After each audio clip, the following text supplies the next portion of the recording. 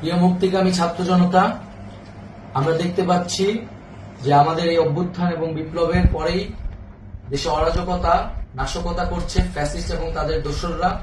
আমরা দেখতে পাচ্ছি যে বিভিন্ন জায়গায় এখন গোলাগুলি চলছে, মন্দিরে হামলা হচ্ছে এবং নাশকতা ও লুটপাট করছে।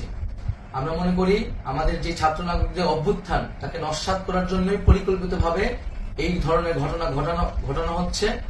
আমরা মুক্তিকামী ছাত্র জনতাকে সজাগ এবং সতর্ক থাকতে আহ্বান জানাচ্ছি এবং আমাদের যে অন্তর্বর্তীকালীন সরকার, আমরা সেই সরকারের যে প্রস্তাবনা 24 ঘন্টার সময় নিয়েছিলাম, জরুরি পরিস্থিতি মোতাবেক আমরা এখনই তার একটি রূপরেখা ঘোষণা করছি।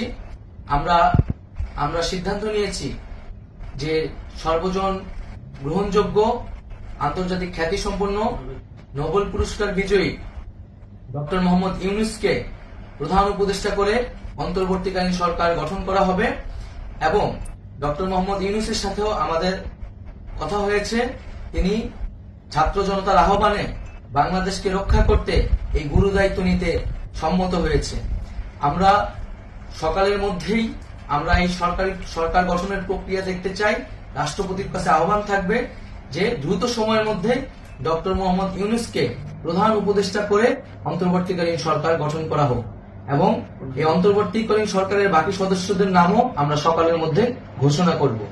প্রিয় বন্ধুগণ, দেশে যে অরাজকতা চলছে, মানুষের জীবনের নিরাপত্তাহীনতা চলছে, সেজন্য আমরা রাষ্ট্রপতির কাছে আহ্বান জানাচ্ছি দেশে আইন শৃঙ্খলা পরিবেশ ফিরিয়ে আনার জন্য দ্রুত সময়ের মধ্যে কার্যকর ব্যবস্থা নিতে হবে এবং আইন শৃঙ্খলা বাহিনীকে সহযোগিতা করার জন্য মুক্তিকামী ছাত্র জনতাও রাজপথে থাকবে এবং অন্তর্বর্তীকালীন সরকার গঠন না হওয়া পর্যন্ত মুক্তিকামী ছাত্র জনতাকে রাজপথে থেকে তাদের যে অভ্যুত্থান, সেই অভ্যুত্থানকে রক্ষা করতে হবে। প্রিয় বন্ধুগণ, আমরা রক্ত দিয়েছি, শহীদ হয়েছি। আমাদের যে প্রতিশ্রুতি একটি নতুন বাংলাদেশ গঠন করার জন্য, সেটিকে আমাদের অবশ্যই বাস্তবায়ন করতে হবে এবং অবশ্যই ছাত্র জনতার প্রস্তাবিত সরকার বাদে কোন ধরনের সরকার কিন্তু মেনে নেওয়া হবে না। আমরা বলেছি কোন ধরনের সেনাশাসিত সরকার অথবা সেনা সমর্থিত সরকার অথবা এই ফ্যাসিস্টদের দোসরদের কোন বি টিম সরকার কিন্তু আমরা মেনে নেব না। কোন গণবিরোধী সরকারকে মেনে নেওয়া হবে না। ছাত্র জনতার অভ্যুত্থানকারী যে প্রস্তাবিত সরকার, অন্তর্বর্তীকালীন সরকার, যেটা আমরা সিদ্ধান্ত উপনীত হয়েছি ডক্টর মোহাম্মদ ইউনূসকে প্রধান উপদেষ্টা করে এই সরকার গঠন করা হবে, সেই সরকারকেই বাস্তবায়ন করতে হবে অবিলম্বে।